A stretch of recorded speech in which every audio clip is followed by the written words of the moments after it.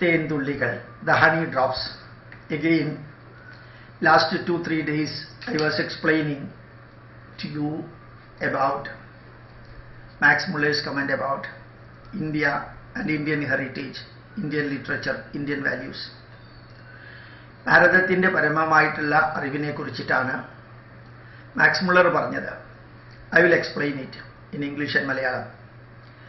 It is surely astounding, അത്ഭുതകരമായിട്ടുള്ള കാര്യമാണ്, that such a system as the Vedanta should have been slowly elaborated by the indefatigable and intrepid thinkers of India thousands of years ago. Vedantam, it cannot be easily explained. It cannot be quickly explained. വളരെ എളുപ്പത്തിൽ പറഞ്ഞു കൊടുക്കാൻ സാധിക്കുന്നതല്ല വേദാന്തം. It needs time.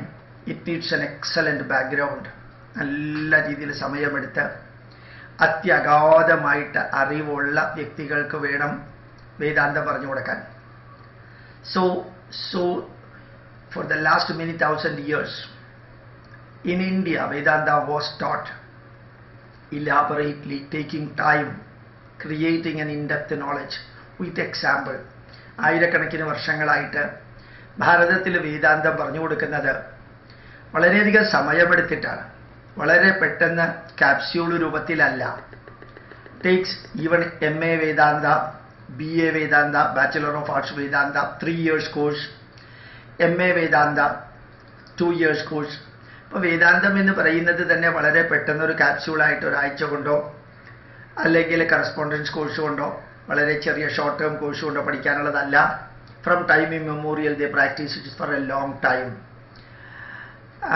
Thinkers of India, thousands of years, and the really learned scholars taught it. നല്ല അറിവുള്ളവരാണ് പഠിപ്പിച്ചത്. A system that even now makes us feel giddy as in mounting last steps of the swaying spire of the Gothic cathedral. നമ്മളിങ്ങനെ മുമ്പോട്ടുള്ള പ്രയാണത്തിൽ നമ്മൾ ഏറ്റവും അധികം thrilling ആയിട്ട്, confused ആയിട്ട് പോലും നമ്മൾ ഏറ്റവും അധികം സ്പിരിറ്റഡ് ആക്കുന്ന, ഏറ്റവും അധികം ത്രില്ലിംഗ് എക്സ്പീരിയൻസ് തരുന്ന ആ അറിവാണ് വേദാന്തം. Mounting last step of the swaying spire of a gothic cathedral. Gothic കാലഘട്ടത്തിലുള്ള ഒരു കത്തീഡ്രൽ, ഒരു പള്ളിയിലേക്ക് കയറുമ്പോൾ നമുക്ക് അവിടെ ലഭിക്കുന്ന രീതിയിലുള്ള ഒരു അനുഭൂതി, അതേ രീതിയിലുള്ള ഒരു ലെവലിലേക്ക് വേദാന്തം പഠിക്കുമ്പോഴത്തേക്കും നമുക്ക് എത്തിച്ചേരാൻ സാധിക്കും. None of our philosophers, the European philosophers, none of the European philosophers, യൂറോപ്പിലുള്ള ഒരു തത്വചിന്തകനും ഒരു ദാർശനികനും not expecting Heraclitus, Plato, Kant or Hegel, Heraclitus ആണെങ്കിലും പ്ലാറ്റോ ആണെങ്കിലും കാന്റ് ആണെങ്കിലും ഹെഗൽ ആണെങ്കിലും has ventured to erect such a spire, ഒരിക്കലും വേദാന്തം പഠിപ്പിക്കുന്ന രീതിയിലുള്ള ഒരു ചിന്താധാരയിലേക്ക് പോകാൻ അവർ ശ്രമിച്ചിട്ടില്ല. വേദാന്തത്തിൻ്റെ അടുത്തെത്താൻ പോലും അവർ ശ്രമിച്ചിട്ടില്ല. അത്രയും പ്രഗത്ഭരായ ദാർശനികർ. Never frightened by storms or lighting. ആ ഉജ്ജ്വലമായിട്ടുള്ള വേദാന്തങ്ങൾ അത് പഠിച്ച വ്യക്തിയുടെ ലെവലെന്ന് പറഞ്ഞാൽ ഒരു ഇടിമിന്നലും ഇടിവെട്ടും പോലും അതൊന്നും തന്നെ അവരെ സ്വാധീനിക്കാത്ത ലെവലിലേക്ക് വേദാന്തം അവരെ എത്തിക്കുന്നു. എത്ര വലിയ കൊടുങ്കാറ്റുകളും എത്ര വലിയ ഇടിവെട്ടും മിന്നലും അതെല്ലാം അനുഭവിച്ച് മുമ്പോട്ട് പോകുന്ന ഒരു അനുഭൂതിയിലേക്ക് എത്താൻ സാധിക്കുന്നു. Stone follows on stone after regular succession, after once the step has been made. ഓരോ സ്റ്റെപ്പിൽ കയറി സാവധാനത്തിലാണ് യഥാർത്ഥത്തിൽ വേദാന്തത്തിൻ്റെ ചവിട്ടുപടികൾ കയറേണ്ടത്. ഒരു കല്ലിൽ കാല് വെച്ച് കഴിഞ്ഞാൽ അടുത്ത കല്ലിലേക്ക് കാല് വെക്കണം. Put your step on the one stone, then again another stone comes, just like you are going to Amarnath, just like going to Kailas. And remember that when you have to put your step one after the other while climbing the mountain of Vedanta. വേദാന്തത്തിൻ്റെ പർവ്വതത്തിലേക്ക് കയറുമ്പോൾ അത് വളരെ slow and study ആയിട്ട് കഴിയണം, ഇല്ലെങ്കിൽ you will be out. നമുക്ക് എത്താൻ സാധിക്കില്ല. അത്രയും ഘനഗംഭീരമായിട്ടുള്ള ആ വേദാന്തത്തിലേക്ക് വളരെ സ്ലോ ആൻഡ് സ്റ്റഡി ആയിട്ട് വേണം ഓരോ സ്റ്റെപ്പുകളായിട്ട് ഓരോ സ്റ്റോണായിട്ട് കയറാൻ. After once it has been clearly seen that in the beginning there can have been one, and there will be but one in the world. When you reach the top of Vedanta, ഒരു പർവ്വതത്തിൻ്റെ ഏറ്റവും മുകളിലെത്തുമ്പോൾ you are alone. You feel that only one thing. The whole sky and the whole earth, the air, the water, the trees, the plant, the earth, everything. Ekam sadvipraha bahuda vadanti. Everything is the manifestation and manipulation of the divine power. That one thing, eka eva hi bhutatma. Dhyava prathivi janayan deva eka. Deva eka. The manifestation of the omnipotent, omnipresent divine power you can see when you reach the top. One in the end. ലാസ്റ്റിൽ എത്തുമ്പോഴത്തേക്ക് നമ്മൾ ഒരെണ്ണത്തിനെ മാത്രം കാണുന്നു. ഒന്ന്, നമ്മൾ മലയാളത്തിൽ പറയാറുണ്ട്, ഒന്നായ നിന്നെ ഇഹ രണ്ടെന്ന് കണ്ടളവിൽ ഉണ്ടായൊരുണ്ടൽഭവം ഉണ്ടാവതവല്ല മമ പണ്ടേ കണക്കെ വരുവാൻ കൃപാവലികൾ. പണ്ടേ കണക്കെ വരുവാൻ. എന്താ ഈ പണ്ടേ കണക്കെ വരുവാൻ എന്ന് പറയാൻ കാരണം, it should be just like as given in the Vedas and Upanishad. Just to go back to Vedas and Upanishad, you can see that everything is one.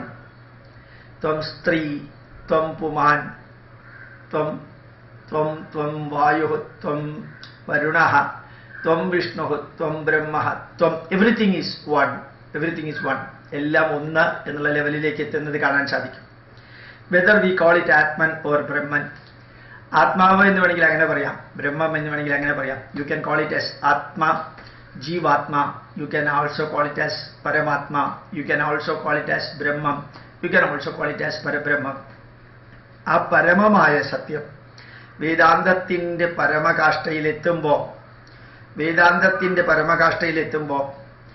അദ്വിതീയം, അദ്വൈതം, രണ്ടല്ലാത്തതിൽ, ഒന്ന് എന്നല്ല രണ്ടല്ലാത്തതിലേക്ക്, അദ്വയത്തിലേക്ക് എത്തുമ്പോൾ എല്ലാത്തിൻ്റെയും ഉള്ളിലും പുറത്തും നിലനിൽക്കുന്നത് തദന്തരസ്യ സർവസ്യ തതു സർവസ്യാസ്യ ബാഹ്യത. എല്ലാത്തിൻ്റെ അകത്തും എല്ലാത്തിൻ്റെ പുറത്തും ഒന്ന് തന്നെയാണെന്ന് മനസ്സിലാക്കാൻ സാധിക്കും. So this is what Max Muller said about Indian Vedanta. Once again I will read that.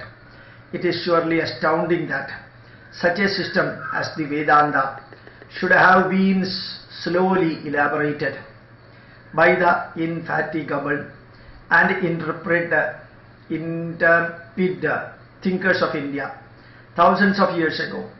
A system that even now makes us feel giddy, G-I-D-D-Y, as in mounting last steps of the swaying spire of a Gothic cathedral.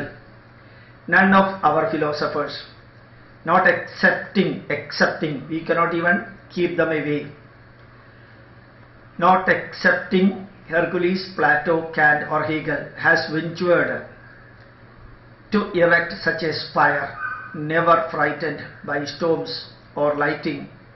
Stone follows one on stone after stone, regular succession. After once the first step has been made, after once it has been clearly seen that in the beginning there can have been one, as there will be but one in the end, whether we call it Atman or Brahman. This is Vedanta. Even for the English scholars, it's difficult to understand Max Muller's language or its translation. So remember that Vedanta is something super. Not even developed countries, philosophers who guided the developed countries in olden days, ഈ വികസിത രാഷ്ട്രങ്ങളിലെ ആദ്യകാലങ്ങളിലെ നിലനിന്നിരുന്നവർക്ക് പോലും വേദാന്തത്തിൻ്റെ അടുത്തെത്താൻ സാധിക്കണില്ല. വേദാന്തത്തിൻ്റെ മല കയറി അവിടം വരെ എത്തുമ്പോഴത്തേക്കും ഉണ്ടാകുന്ന അനുഭൂതി അവർക്കത് അത്ര എളുപ്പത്തിൽ ഒരു കൊടുങ്കാറ്റ് പോലെയോ ഇടിമിന്നൽ പോലെയോ ഉണ്ടാകുന്ന ഒരു എക്സ്പീരിയൻസ്. അതുകൊണ്ട് തന്നെ അവർക്ക് അതിൻ്റെ അടുത്തേക്ക് എത്താൻ സാധിച്ചിട്ടില്ല, എത്താനൊട്ട് സാധിക്കുമായിരുന്നുമില്ല. Most sophisticated philosophers also could not reach there. Pranamam.